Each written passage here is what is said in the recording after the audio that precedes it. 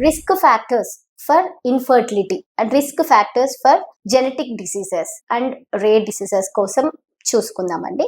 యాక్చువల్గా ఏంటి అంటే ఈ రిస్క్ ఫ్యాక్టర్స్ ఎవరెవరిలో, రిస్క్ ఫ్యాక్టర్స్ అంటే ఎవరెవరికి ఇన్ఫర్టిలిటీ కాసెస్ ఎక్కువ ఉంటాయి, జెనెటిక్ అబ్నార్మాలిటీ ఫీటస్ ఎవరికైతే ఫామ్ అవుతాయి అని చెప్పుకుంటే, రిస్క్ ఫ్యాక్టర్స్ లలో age is the first most important. Age లో తీసుకుంటే ఫ్యాక్టర్, ఏజ్ ఎక్కువ ఉంటే వాళ్ళలో మామూలుగా ఆడవాళ్ళకి అండాశయాలు ఫామ్ అయ్యేది ఏజ్ పెరిగే కొద్దీ మనకి అండాలు తక్కువగా ఫామ్ అవుతాయి. అంటే అండాశయాలకి బలం తక్కువైపోతుంది అని చెప్పుకొస్తారు. సో ఈ అండాలు సరిగ్గా ఫామ్ కాకపోవడం వల్ల, అంటే దాని నంబర్ కౌంట్ తక్కువ కావడంతోనూ ప్లస్ దానికి బలం లేకపోవడం వల్లనూ సరిగ్గా పిండాలు ఫామ్ అవ్వడానికి అవకాశం ఉండదు. సో వాళ్ళు ఇన్ఫర్టిలిటీ అంటే పిల్లల కోసం ట్రై చేసే వాళ్ళకి కష్టం అవుతుంది. ఇంకొకటి ఏంటి అని అంటే, రిస్క్ ఫ్యాక్టర్ లో ఏజ్ తో పాటు హస్బెండ్ కూడా వాళ్ళలో స్పర్మ్ కౌంట్,